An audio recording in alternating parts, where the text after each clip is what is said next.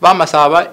mwihale imbasima naye mwanya kubona ABS TV kama sina kange bananga Wafula Solomon umwana omumasaba burwa khwama Imana fa district era sherero nezere ni imbihalo ikindi ngero meri she munda sisuta she khumurwe simini ngasini indi sindu shili shesulya siniyo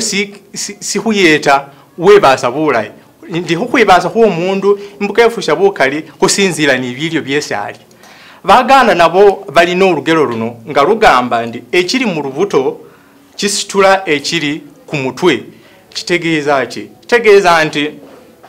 omuntu wabanga ali mugezi ebisere bisinga zisinzira ku mmere gyalya so kiba kirungi okulya emmere ekuyamba obwongo